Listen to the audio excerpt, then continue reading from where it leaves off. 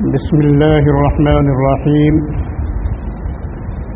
عزیز طلبہ، یہ نسائی شریف کا درس ہے۔ کل کا درس رہا ہے تزوج المرأة یتزوج المولا العربیۃ۔ مولا جس کی جمع موالی آتی ہے کہ ایک غیر عربی عربیہ سے نکاح کر سکتا ہے۔ کفو صرف اسلام کے اعتبار سے ہے، وہ کفو معتبر نہیں جس کو بعض فقہاء کرام نے بیان کیا ہے۔ اسی طریقے سے اس میں دو روایتیں تین ہیں، لیکن دونوں میں دو آدمیوں سے متعلق روایت ہے۔ ایک فاطمہ بنت قیس کہ انہا کانت عربیۃ، فاطمہ بنت قیس سے نکاح کیا رسول اللہ صلی اللہ علیہ وسلم نے حضرت اسامہ ابن زید ابن حارثہ سے۔ حضرت اسامہ ابن زید جو مولا ہیں، حضرت زید مولا ہے رسول اللہ صلی اللہ علیہ وسلم کے، اور انہی کا بیٹا ہے تو اسامہ، تو یہ مولا۔ اسی طریقے سے حضرت سالم رضی اللہ تعالی عنہ، یہ بھی ایک انصاری خاتون کے مولا تھے، اور حضرت ابو حذیفہ رضی اللہ تعالی عنہ عربی ہیں اور بدری ہیں۔ انہوں نے اپنی بھتیجی سے نکاح کر دیا، اپنی متبنہ حضرت سالم کا۔ سالم بھی کیا ہے، مولا ہے۔ تو اس طرح دو روایتوں سے یہ بات ثابت ہوئی کہ غیر عربی عربیہ سے نکاح کر سکتا ہے، آدمی اور عربی کے درمیان مناکحت ہو سکتی ہے۔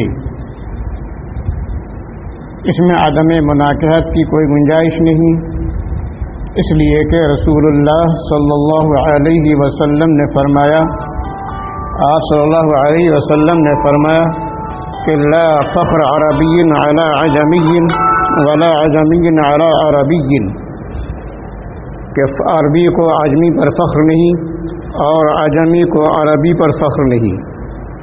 تو معلوم یہ ہوا کہ یہ کسی کا عجمی ہونا باعث فخر نہیں، کسی کا عربی ہونا باعث فخر نہیں۔ اصل باعث فخر تو اسلام اور ایمان ہے، اسی لیے ایمان اگر ہے تو وہ چیز باعث فخر ہے، اور ایمان نہیں ہے تو کوئی چیز قابل فخر نہیں۔ اسی طرح تقویٰ کا مسئلہ ہے، اور اللہ تعالیٰ کے نزدیک مکرم ہونے کا مسئلہ ہے کہ ان اکرمکم عند اللہ اتقاکم، تمہارے نزدیک اللہ تعالیٰ کے نزدیک تم میں سے مقرب وہی شخص ہے جو زیادہ متقی اور پرہیزگار ہے۔ تو برادری کی وجہ سے کوئی عالی نسب والا نہیں ہوتا ہے، کوئی عالی حسب والا نہیں ہوتا ہے۔ اصل چیز تقویٰ ہے اور دیندار کا ہونا ہے، جیسے حدیث میں آگے روایت آ رہی ہے۔ اسی مناسبت سے حضرت امام نسائی رحمہ نے ترجمۃ الباب قائم کیا ہے الحسب، حا اور سین دونوں کے فتح کے ساتھ، الحسب۔ الحسب جس کے معنی آتے ہیں دونوں کے فتح کے ساتھ، شرف القبیلۃ من جہت الآباء، آبا و اجداد کی جانب سے قبیلہ کا مشرف ہونا، مکرم ہونا ہے۔ قائم و موقوف ہے حسن افعال، حسن خصال، یعنی اچھے اعمال، اچھے کردار پر ہیں۔ اگر کوئی شخص اپنے آپ کو حسب نسب کے اعتبار سے اونچا بتائے لیکن اس کے کردار، گفتار، رفتار اچھے نہ ہوں تو ظاہر ہے کہ اس سے اپنے حسب کوئی کام نہیں کرتا۔ معلوم ہے کہ نیر نسبت کوئی کام نہیں کرتی، نسبت ہی نسبت اور عمل کچھ نہ ہو۔ اور اگر اعمال ہوں، کردار، گفتار، رفتار اچھے ہوں اور نسب نہ ہو اونچا تو اس کا یہ اعمال اور ظاہری کردار کو اونچا کر دیتا ہے۔ اسی لیے فرمایا کہ حسب، اب یہ ہے کہ انسان کے نزدیک حسب کا اعتبار کس چیز میں ہے؟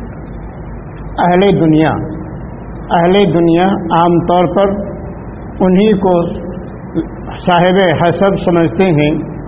حسب کے اعتبار سے ان کی عزت عظمت کی جاتی ہے جن کے پاس مال ہوتا ہے۔ اگر مال نہیں ہے تو کتنے شریف کیوں نہ ہو، لیکن اہل دنیا کے نزدیک ان کی قدر نہیں ہوتی ہے۔ اسی حدیث میں لایا گیا ہے، حدیث میں راوی ہے کہ یعقوب ابن ابراہیم قال حدثنا ابو طمیلہ عن حسین ابن واقد عن ابن بریدة عن ابیہ قال قال رسول اللہ صلی اللہ علیہ وسلم ان احساب اہل الدنیا الذي يذهبون الیہ المال۔ اہل دنیا کے نزدیک احساب کے اعتبار لوگ انہی کی طرف مائل ہوتے جن کے پاس مال ہوتا ہے۔ تو حسب کے اعتبار سے لوگوں کا میلان صاحب ثروت صاحب دولت کی طرف ہوتا ہے، اہل تقوی اور اہل دین کی طرف طبیعت کا میدان کم ہوتا ہے، جن کے اندر دنیا غالب ہوتی ہے۔ تو جن کے اندر دنیا غالب ہوتی ہے ان کا یہ حال ہوتا ہے، اور جن کے اندر تقوی ہوتا ہے، پرہیزگاری ہوتی ہے، تو ان کی نگاہ میں صرف مال نہیں ہوتا، بلکہ وہ لوگ اہل مال کو، اہل ثروت کو قدر کی نگاہ سے نہیں دیکھتے، وہ قدر کی نگاہ سے انہی کو دیکھتے ہیں جن کے پاس مال ہوتا ہے، ان کے پاس تقوی ہوتا ہے، دینداری ہوتی ہے۔ تو مال دنیا کے اعتبار سے بڑے باعث سے فخر ہو سکتا ہے، لیکن اللہ کے نزدیک مال کا اعتبار نہیں۔ مال تو آنی اور جانی چیز ہے، فنا پذیر ہے، لیکن انسان کے اعمال صالحہ اس کے اندر استقامت ہوتی ہے۔ دوسری بات یہ ہے کہ نکاح آگے فرمانا ترجمہ الباب ہے علی ما تنکح المرأۃ، عورت سے نکاح کرنے کی صورت میں لوگوں کا میلان کس طرف ہوتا ہے، لوگ کس طرف جاتے ہیں۔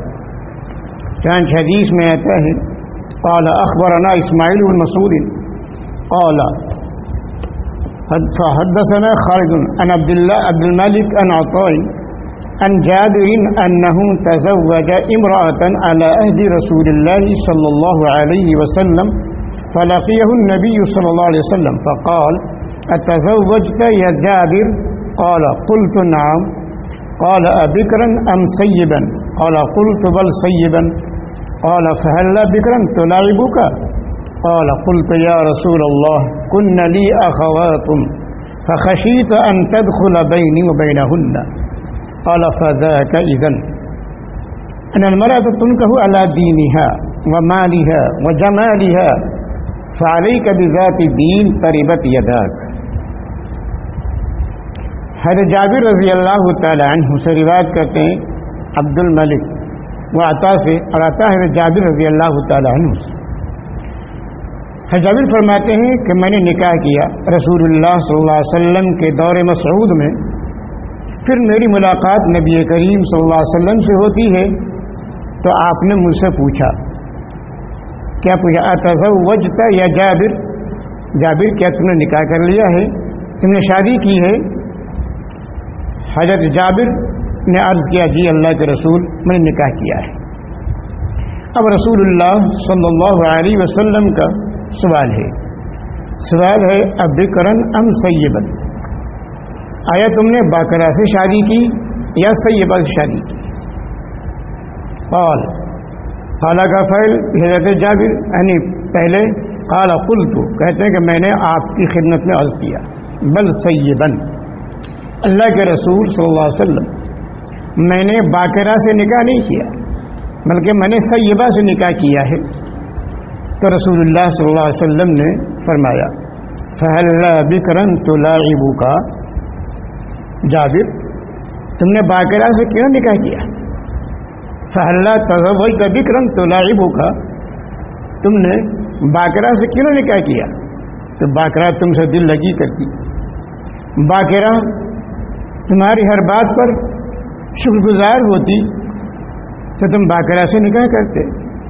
اس پر حضرت جابر رضی اللہ تعالی عنہ نے باقرہ پر سیبہ کو ترجیح دی ہے. اس ترجیح کی وجہ بیان کر رہے ہیں.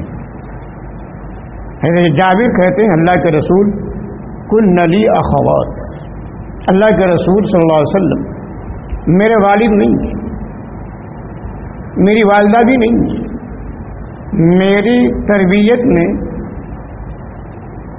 میری چند بہنیں ہیں اور ان کی پرورش، ان کی دیکھ بھال، آگے چل کر ان کا نکاح کرنا، یہ سب میری ذمہ داری ہے. میری بہنیں چھوٹی چھوٹی ہیں. فخشیت ان تدخل بینی وبینہن، میں نے اندیشہ کیا، مجھے اس بات کا اندیشہ لاحق ہوا کہ اگر میں نے باقرہ سے نکاح کیا تو کہیں ایسا نہ ہو وہ باقرہ عورت میرے اور میری بہنوں کے درمیان حائل ہو جائے، دخیل ہو جائے، اور میری توجہ میری بہنوں سے ہٹ جائے، پھر جو ان کی تربیت ہونی چاہیے وہ تربیت نہیں ہو پائے گی. تو اللہ کے رسول صلی اللہ علیہ وسلم میں نے باقرہ پر سیبہ کو اسی لیے ترجیح دی ہے کہ میری پرورش میں میری چند بہنیں ہیں، ان بہنوں کی دیکھ بھال کی خاطر، ان بہنوں کی وجہ سے میں نے سیبہ کو ترجیح دی ہے، باقرہ کو ترجیح نہیں دی ہے. کہ ایسا نہ ہو کہ ان کی محبت مجھ پر غالب آ جائے اور بہنوں کی محبت مغلوب ہو جائے، اور نیز میرے غائبانہ کے اندر بھی ان کی تربیت کی ضرورت پڑتی ہے، ان کی دیکھ بھال کی ضرورت پڑتی ہے. تو باقرہ اس بات کو انجام نہیں دے سکتی ہے، سیبہ اس بات کو انجام دے سکتی ہے، تو سیبہ ہی اس کی دیکھ بھال کر سکتی ہے. اسی لیے میں نے سیبہ سے نکاح کیا، باقرہ سے نہیں کیا. اب رسول اللہ صلی اللہ علیہ وسلم کا فرمان سنیے، فذاک اذن، پھر تم نے صحیح کیا، بہت اچھا کیا. فذاک معنی کہ ذالک، فذاک ای ذالک، تو فذالک یعنی آپ صلی اللہ علیہ وسلم نے فرمایا فذاک ای الذی فعلت من اخذ السیب، تم نے یہ کام جو کیا ہے کہ سیبہ کو اختیار کیا ہے اور باقرہ کو تم نے اختیار نہیں کیا ہے. فرمایا احسن و اولا، تمہارے لیے پھر یہ بہت اچھا ہے، احسن ہے کہ تم نے طریقہ کار اختیار کیا ہے. اسی طریقے سے خیر، اسی میں تمہارے لیے خیر. یہ ہے نبی کریم صلی اللہ علیہ وسلم کے سامنے جب سیبہ کو ترغیب دینے کا سبب معلوم ہو گیا، اس کی وجہ معلوم ہوئی، تو آپ صلی اللہ علیہ وسلم نے حضرت جابر کے فعل کی تحسین فرمائی، حضرت جابر کے عمل کی تحسین فرمائی، بہت اچھا کیا. اور فرمایا کہ تمہارے لیے اسی میں خیر ہے، اس میں تمہارے لیے بہتری ہے. تو معلوم یہ ہوا کہ نبی کریم صلی اللہ علیہ وسلم کی تحسین فرمائی. فرمایا یہ تم نے اس نیت سے کیا ہے، بتلک النیہ فإن نظام الدین خیر من لذت الدنیا، بھلے باقرہ کے اندر ایک گنا لذت زیادہ ہے بنسبت سیبہ کے، لیکن لذت یہ دنیا ہے. اور تم نے سیبہ کو ترجیح دی تاکہ اس میں دین حاصل ہو جائے، بچیوں کو دین کی نسبت حاصل ہو جائے. تو چونکہ نظام دین بہتر ہوتا ہے لذت دنیا کے مقابلے میں، اس لیے احسن تما فعلتا، اس لیے تم نے کیا، بہت اچھا کیا ہے. آگے فرمایا ان المرأة تنکح علی دینہا، عورت سے نکاح کی جاتی ہے اس کی دینداری کی بنا پر. پھر اسی طریقے سے عورت سے نکاح کہتا اس کی مالداری کی بنا پر، اسی طریقے سے اس کے جمال کی بنا پر. فعلیک بذات الدین تربت یداک، عام طور عورتوں کو نکاح کرنے میں جس عورتوں کا اپنے شریک حیات بنانا ہوتا ہے ان کے لیے یہ چار چیزیں دیکھی جاتی ہیں، دین، مال، جمال، ہر حسب، یہ چیزیں دیکھی جاتی ہیں. لیکن آپ صلی اللہ علیہ وسلم نے فرمایا فعلیک بذات الدین. یہاں اللہ اپنے آپ جانتے ہیں کہ اللہ وجوب کے لیے آتا ہے، اسی لیے فرمایا کہ ایسے موقع پر اگر جمال ہے اور مال ہے لیکن دین نہیں ہے تو اسے ترک کر دو. مال اور جمال نہیں ہے لیکن دین ہے تو اسے ترجیح دے دو. بسا اوقات ایک انسان ان تمام چیزوں کے متلاشی ہوتا ہے کہ ساری چیزیں جمع ہو جائیں، تو بسا اوقات ساری چیزوں کا جمع ہونا مشکل ہو جاتا ہے اور بعض اوقات جمع بھی ہو جاتی ہیں. تو بعض اوقات یہ ساری چیزیں جمع ہو جاتی ہیں، حسب بھی ہے، مال بھی ہے، جمال بھی ہے، دینداری بھی ہے، لیکن اکثریت اسی کی ہے. اکثر یہ ہے کہ ساری چیزیں جمع بیک وقت نہیں ہوتی. اسی لیے آپ نے فرمایا کہ وہ عام طور پر جس کا تعلق ظاہری جمال سے ہے، یا یوں سمجھ لیجئے کہ ایک جملے کا جو جمال پرست ہوتا ہے، حسن پرست ہوتا ہے، جو حسن پرست ہوتا ہے تو ان کی نگاہ میں حسن ہی حسن ہوتا ہے. آگے چل کر ان کے اندر کیا پریشانیاں لاحق ہو سکتی ہیں، کیا بات پیش آ سکتی ہے، وہ انجام سے بے خبر ہو کر اپنی حسن پرستی کا مظاہرہ کرتے ہیں. اسی طریقے سے بعض لوگ وہ ہوتے ہیں کہ مال کا دل زیادہ ہوتا ہے، مال کا دل زیادہ ہوتا ہے تو عورت کے اندر مال تلاش کرتا ہے، مال تلاش کرتا ہے کہ اگر مال ملے گا تو فبیہ. ابھی کچھ دن پہلے کی بات ہے، ایک جگہ نکاح کی بات ہو رہی تھی تو لڑکے کے باپ نے یہ کہا کہ نکاح تو لڑکے کا وہی کرنا چاہیے جہاں کچھ ہو، آڑے وقت میں آ سکتا ہے، ہاتھ کام آ جائے. یہ ہے کہ ایک دوسرے کے یہاں لڑکی اچھی بھی ہے، نماز کی پابند بھی تھی، لیکن چونکہ وہاں مال نہیں تھا اس لیے وہاں سے انہوں نے اپنے آپ کو الگ کر لیا. تو ایسی تلاش ہوتی ہے جہاں مال مل جائے. تو معلوم یہ ہوا کہ بعض لوگ مال کے دل زیادہ ہوتے ہیں، بعض کے اندر حسن پرستی ہوتی ہے، اور یہ دونوں چیزیں وقت عارضی ہوتی ہیں.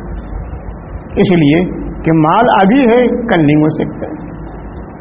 اسی طریقے سے حسن ہے، حسن بھی زوال پذیر ہے.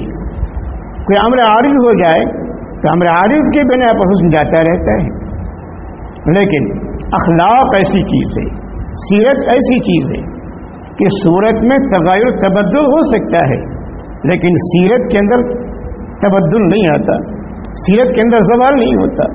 سیرت کا کمال ہی یہی ہے کہ اس کے اندر استقامت ہوتی ہے. اسی لیے آپ صلی اللہ علیہ وسلم علیہ بذات الدین، تمہارے اوپر لازم ہے کہ تم دیندار کو ترجیح دو.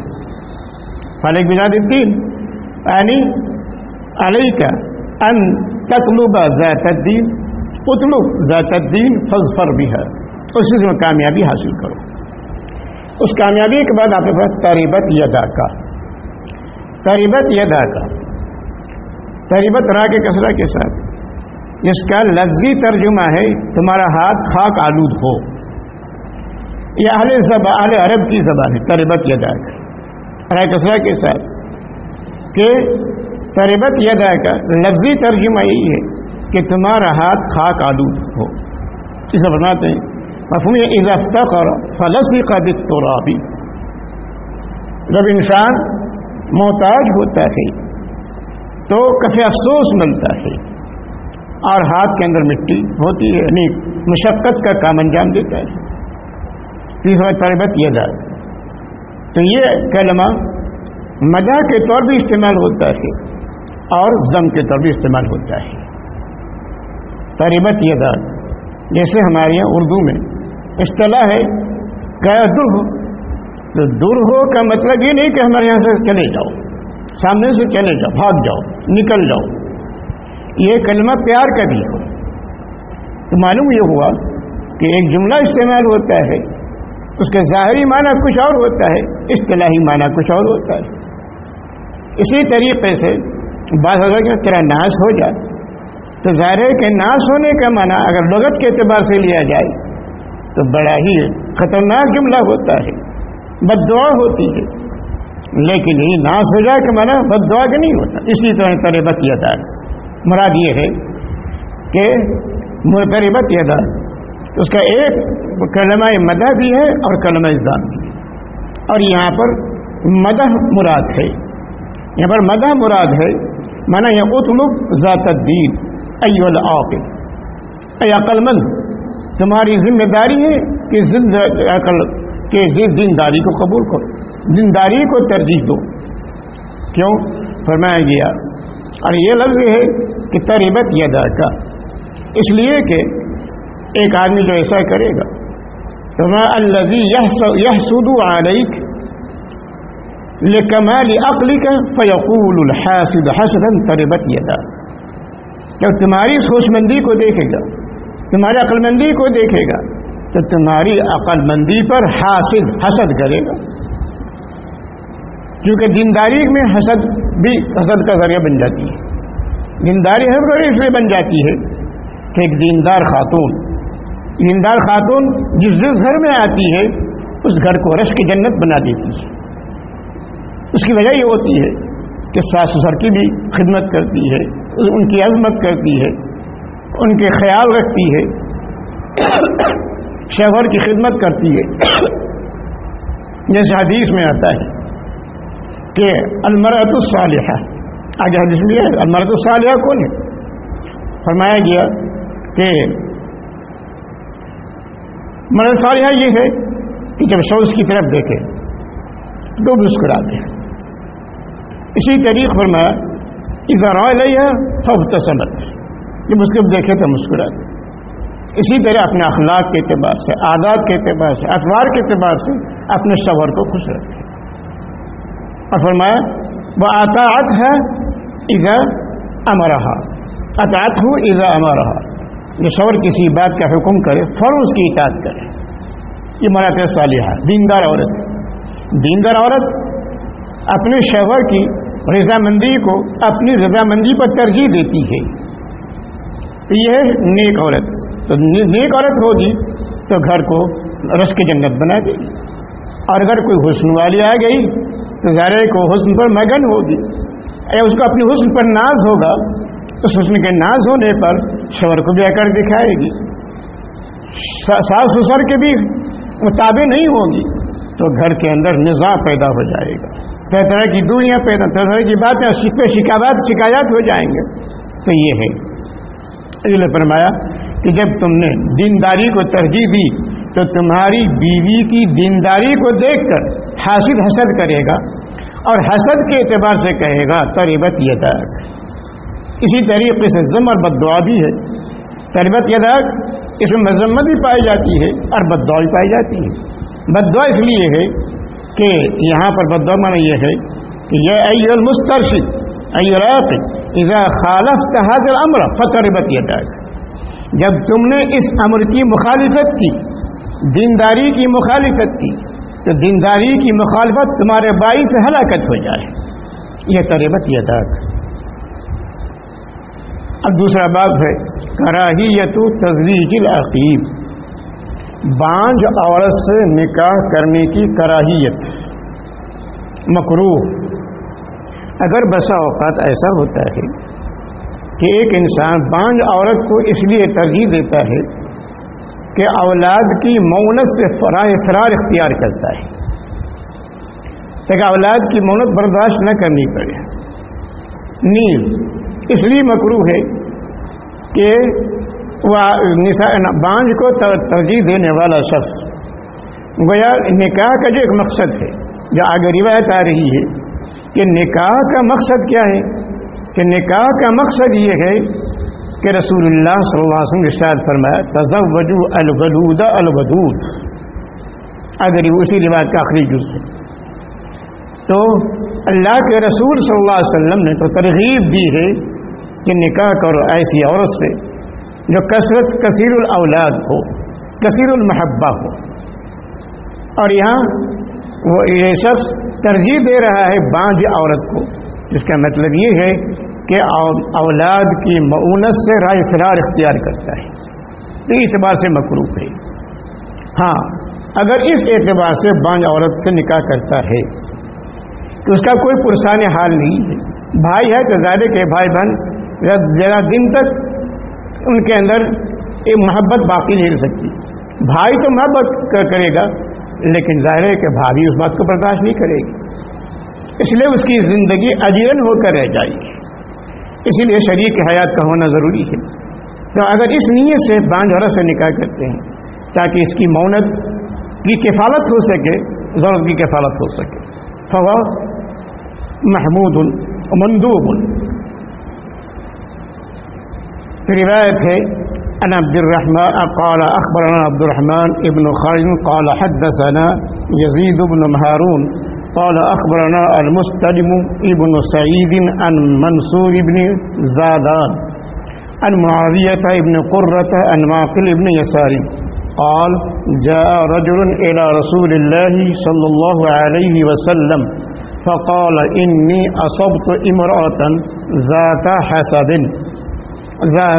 حسب ومنصب إلا أنها لا تلد أفأتزوجها. یہ ہے کہ معقل ابن یسار کہتے ہیں ایک شخص نبی کریم صلی اللہ علیہ وسلم کی خدمت میں حاضر آیا. تو ایک شخص نبی کریم صلی اللہ علیہ وسلم خدمت میں حاضر آیا اور انہوں نے کہا اللہ کے رسول میں نے ایک ایسی عورت سے نکاح کرنے کا ارادہ کیا ہے جو عورت حسب نسب کے اعتبار سے اونچے خاندان کی ہے، اشرف الناس میں سے ہے، جن کے آبا و اجداد اشرف الناس میں سے ہیں. ومنصب اسی طریقے سے اونچے منصب پر فائز ہے. منصب مجلس کے وزن پر ہے اور منصب مانے اصل کے آتے مرجع کے آتے ہیں. تو جو لوگ اشراف ہوتے ہیں یا اسی طریقے سے اونچے درجے کے ہوتے ہیں کہ لوگوں کا مرجع بن جاتے ہیں. مثال کے طور پر سرپنچ ہے، مکھیا ہے، تو لوگ ایسوں کے پاس آتے ہیں. شہر کا چیئرمین ہے تو لوگ ان کے پاس آتے ہیں، مرجع بن جاتے ہیں، اسی لیے منصب کہا جاتا ہے. تو یہ اپنی لغت کے اعتبار سے اصل کے اور مرجع کے معنی آتے ہیں. اور مجازن قدر و منزلت کے معنی میں آتا ہے. تو معلوم ہے کہ اصل کے اعتبار سے مرجع کے آتے ہیں اور اسی طریقے سے مجازن منصب کا اطلاق قدر و منزلت پر ہوتا ہے. تو یہاں مراد یہی ہے. اسی طریقے سے فرمایا گیا کہ المنصب معنی ہو القدر بین الناس، ان دو لوگوں کے دونوں کی قدر و منزلت ہے، لوگ ان کی عزت کرتے ہیں. اس لیے آگے چل کر یہ بتا دیا کہ اللہ کے رسول صلی اللہ علیہ وسلم میں نے ایک ایسی عورت کو پیغام دیا ہے جو عورت حسب نسب کے اعتبار سے اونچے خاندان کی ہے اور منصب والے ہیں، خود ان کی بھی ایک عظمت ہے، منصب ہے. الا انہا لا تلد، لیکن وہ عورت بانجھ ہے. لا تلد، اس کی اولاد نہیں ہوتی، اس کی اولاد نہیں ہوتی. اب لا تلد کہہ دیا، اب کہہ دیں اس کا پتہ کیسے چلا؟ آپ کی طرف سے سوال ہو سکتا ہے کہ اس شخص میں پہلے ہی ابھی کوئی تجربہ نہیں ہے، ملاقات ممارست نہیں ہے، تو عدم مخالطت کی بنا پر اس شخص نے یہ کہا لا تلدو. یہ کیا معنی ہے؟ تو لا تلدو کی توضیح یہ ہے کہ اس سے اس بات کا علم ہوا ہوگا، عورتوں میں بڑا چرچا ہو جاتا ہے، تو عورتوں میں چرچا ہونے کی بنا پر بات یہاں پر پہنچ جاتی ہے، کان میں یہ بات پہنچ جاتی ہے کہ انہا لا تحیض، اس کو حیض نہیں آتا. تو چونکہ حیض سبب کے درجے میں اگر عورت کا حیض آنا بند ہو جاتا ہے تو اولاد کا ہونا بند ہو جاتا ہے. یہ وجہ کہ ایک عمر آتی ہے کہ عورت عائشہ کہلاتی ہے، یعنی حیض آنے سے مایوس ہو گئی، اولاد کے آنے سے مایوس ہو گئی عائشہ. تو معلوم یہ ہوا کہ ایک عمر جا کر عائشہ ہو جاتی ہے، اور بسا اوقات پہلی ہی صورت پیدا ہوتی ہے کہ انہا لا تحیض، حیض نہیں آتا. جب حیض نہیں آتا تو اولاد نہیں ہوتی. اسی لیے فرما دیا کہ جب اس کا پتہ چلا کہ انہا لا تحیض فبتا دے انہا لا تلد. ایک وجہ اس کی ہے. دوسری وجہ یہ بھی ہے، دوسری وجہ یہ ہے کہ انہا كانت عند رجل آخر وما ولدت فإنها طلقت لعدم الولادت. صورت مسئلہ یہ ہے کہ پہلے کسی کے نکاح میں تھی، 2 سال 4 سال کسی کے نکاح میں رہی، وہ اولاد نہیں ہوئی، تو ممکن ہے کہ اولاد کے نہ ہونے کی وجہ سے وہاں سے طلاق ہو گئی. تو ظاہر ہے کہ بات واضح ہوگی انہا لا تلد، اللہ کے رسول صلی اللہ علیہ وسلم ایک عورت ہے جو حسب نسب کے اعتبار سے اونچے خاندان کی ہے، لیکن ایک عیب یہ ہے کہ وہ اولاد اس کی نہیں ہوتی۔ افاتزوجها، اللہ کے رسول صلی اللہ علیہ وسلم کیا میں اس عورت سے نکاح کر لوں؟ فنہاہ، تو رسول اللہ صلی اللہ علیہ وسلم نے ایسی عورت سے نکاح کرنے سے منع فرما دیا کہ نہیں، ایسی عورت سے نکاح مت کرو، بھلے وہ منصب کی ہے، اونچے خاندان کی ہے، اشراف الناس کی بیٹی ہے، اپنی جگہ ہے، لیکن چونکہ اولاد نہیں دیتی، بانجھ ہے، پھر دوبارہ آتا ہے، دوبارہ آپ کی خدمت وشش حاضر آتا ہے، پھر آپ صلی اللہ علیہ وسلم نے دوبارہ منع فرمایا، پھر تیسری بار آتا ہے، پھر آپ نے تیسری بار منع فرما دیا۔ معلوم ہوا کہ تین بار وہ شخص نبی کریم صلی اللہ علیہ وسلم سے اجازت طلب کر رہا ہے، لیکن تینوں بار آپ نے اس کو منع فرما دیا ہے۔ میں نے باب کے شروع میں بات بتا دی تھی کہ اگر اس عورت کی کفالت کے لیے کوئی ذریعہ نہیں اور بنیت کفالت اگر نکاح کرتا ہے تو لا باس بھی، پھر آپ صلی اللہ علیہ وسلم نے اس شخص کو منع کیا کہ بانجھ سے نکاح مت کرو، بانجھ عورت سے نکاح مت کرو، بانجھ عورت سے نکاح مت کرو۔ آگے فرمایا تزوجوا الولود والودود، الولود ایسی عورت سے نکاح کرو جو کثیر الاولاد ہو۔ الولود ظاہر ہے کہ اب کثیر الاولاد کا پتہ پہلے کیسے چلے گا، تو اس کا شبد ہے الودود۔ الودود یہ فعول کو وزن پر ہے، مبالغہ کا صیغہ ہے، ودود بھی مبالغہ کا صیغہ ہے جو فعول کے وزن پر ہے۔ تو معلوم یہ ہوا کہ ایسی عورت سے نکاح کرو جو کثیر الاولاد اور شوہر سے زیادہ محبت کرنے والی ہو۔ تو محبت تو کثیر اولاد کا ہونا کیسے پتہ چلے گا؟ تو کثیر اولاد کا ہونا اس طرح پتہ چلے گا، خاندان کے اندر عورت ہے، خود ماں سے پتہ چلے گا، خاندان کے عورتوں سے پتہ چلے گا، پتہ چلے گا کہ ماں کی کتنی اولاد ہے، پھوپھی کی کتنی اولاد ہے، بہن کی کتنی اولاد ہے، تو ان کو دیکھ کر قیاس کر لیا جاتا ہے، ان کو دیکھ کر قیاس کر لیا جاتا ہے، اس لیے کہا جاتا ہے کہ کثیر الاولاد سے نکاح کرو۔ الودود، اور الودود کے معنی یہ ہے کہ زیادہ محبت کرنے والی ہو۔ دیکھیے محبت کو بتاتے ہیں آپ صلی اللہ علیہ وسلم، اس لیے اگر زوجین کے اندر محبت ہوگی تو یہ محبت دونوں کے درمیان اختلاف کا سبب بنے گی۔ اگر محبت میاں بیوی نہ ہو، شوہر کو بیوی سے محبت نہ ہو یا بیوی کو شوہر سے محبت نہ ہو، تو ظاہر ہے کہ اس صورت میں دونوں کے اندر دوری رہے گی، قرب نہیں ہوگا، اور اختلاف ہوگا تو اس کا وقوع کم ہوگا۔ تو معلوم ہوا کہ اگر دونوں کے محبت ہے تو یہ ازدیاد محبت باہمی ازدیاد قربت کا باعث ہے، اور اسباب کے اعتبار سے یہ قربت اولاد کا ذریعہ بن جاتی ہے۔ تو اسی لیے آپ صلی اللہ علیہ وسلم نے یہ فرمایا کہ ایسی عورت سے نکاح کرو جو کثیر اولاد ہو اور کثرت سے محبت کرنے والی ہو۔ فإنی مکاثر بکم، ابو داؤد کی روایت کے اندر ہے فإنی مکاثر بکم الامم یوم القیامہ، کہ میں تمہارے ذریعے سے قیامت کے دن تمہاری کثرت پر فخر کر سکتا۔ معلوم یہ ہوا کہ یہ ابن حبان کی روایت، ابو داؤد کی روایت کے اندر یہ موجود ہے فإنی مکاثر بکم الامم یوم القیامہ، تاکہ میں تمہاری وجہ سے قیامت کے دن دوسرے پر کثرت امت پر فخر کر سکوں۔ مکاثر مفاخر، تو نبی کریم صلی اللہ علیہ وسلم نے یہاں پر اس بات کی تمنا ظاہر کی ہے کہ جب تمہارے اندر یہ بات پائی جائے گی، جب تم کثیر اولاد عورت سے نکاح کرو گے تو یہ تمہاری کثرت اولاد میرے لیے قیامت کے دن فخر کا باعث بنے گی۔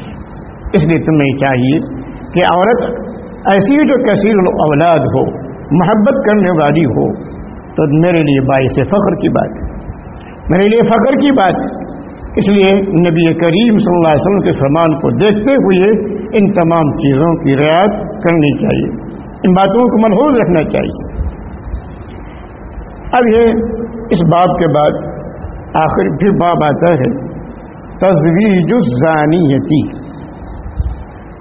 زانیہ عورت سے نکاح. زانیہ عورت سے نکاح کرنے کا کیا حکم ہے؟ کہ زانیہ عورت سے نکاح کرنا جائز ہے یا نہیں ہے؟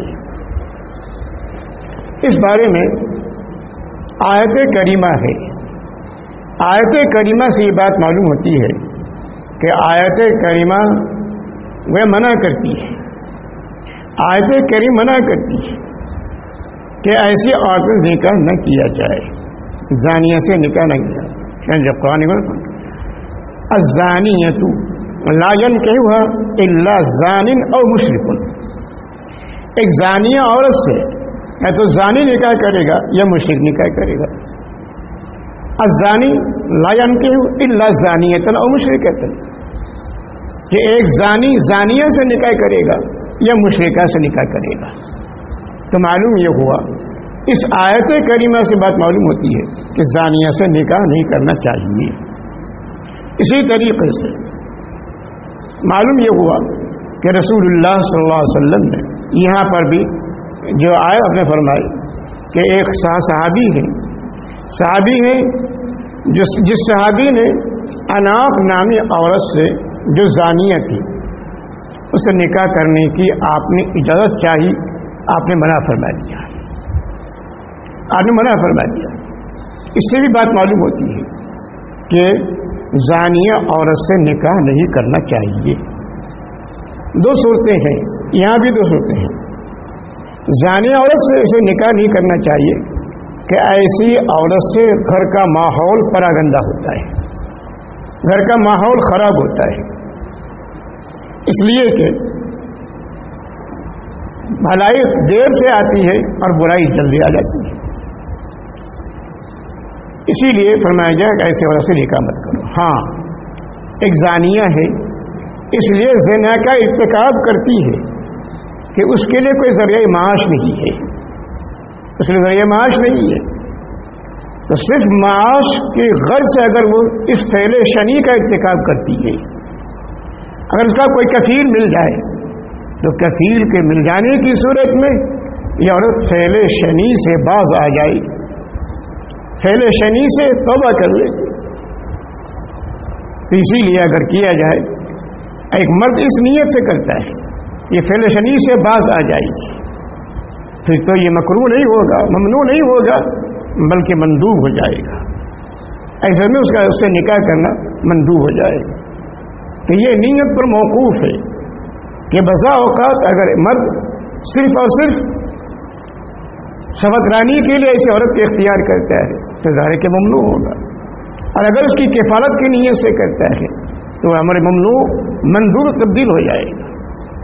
بسا اوقات یہ بات پیش آتی ہے، یہ بات سامنے آتی ہے کہ بسا اوقات انسان یا عورتیں اپنی عزت کو، اپنی پاک دامنی کو پامال کر دیتی ہے، اپنی پامانی کو اس لیے پامال کر دیتی ہے کہ ان کے لیے ذریعہ معاش نہیں ہے، ذریعہ معاش نہیں ہے، اس لیے اپنی پاک دامنی کو داؤ پر لگا دیتی ہے. اگر اس کا کوئی محافظ مل جائے، اس کا کوئی پاسبان مل جائے تو پھر ایسی صورت میں اس سے تائب ہو جاتی ہے. اس لیے دیکھ کر یہ حالت اگر پیش آتی ہے تو کسی کو پاک دامنی پر لانے کے لیے، فعل شنی سے روکنے کے لیے اگر یہ عمل انجام دیتا ہے تو فلا باس ولا جناح علیہ.